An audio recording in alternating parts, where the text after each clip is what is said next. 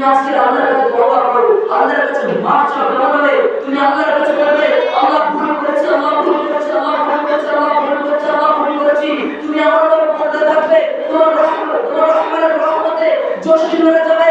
যখন তোমার রহমানের রহমতে জোশ মিলে যাবে, তোমার রব বলবে ও আমার ফেরেশতা শোনো শোনো, আমি আমার বান্দাকে পারাকে মাফ করে দিলাম, তোমরা আমার বান্দাকে ভালোবাসো।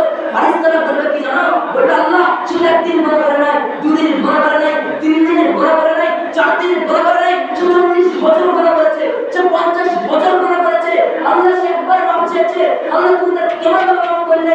আর আল্লাহ বলতে বলবে তোমার ফেরেশতা শোনো শোনো, দুনিয়ার জমিনে আমি ফেরেশতা সৃষ্টি করেছি কোন ফায়াতুল বলে, দুনিয়ার জমিনে ওই আরশ সৃষ্টি করেছি কোন ফায়াতুল বলে, দুনিয়ার জমিনে আমি সবকিছু সৃষ্টি করেছি কোন ফায়াতুল বলে। কিন্তু না, আমি মানুষকে কোন ফায়াতুল বলে নয়, মানুষকে লাগাতে খলাকনা ইনসান, মানুষকে আমি সুন্দরভাবে সৃষ্টি করেছি। ওই বান্দাকে আমি কেমন ভাবে তুলে দেবো? ওই বান্দার 70 বছরের গুনাহ মাফ করে দিলাম। জোরে বলা যাবে না সুবহানাল্লাহ? আর একটু জোরে বলা যাবে না সুবহানাল্লাহ? আল্লাহর কাছে মাফ চাওয়ার কি চাইতে হবে?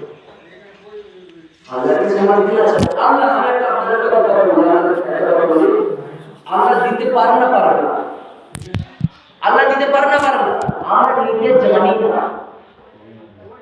আল্লাহর কাছে চাইতে জানি না, নিতেও জানি না। তোমার রব তোমার ছেলে দেয়নি। একটা মা একটা সন্তানের কত ভালোবাসে জানো?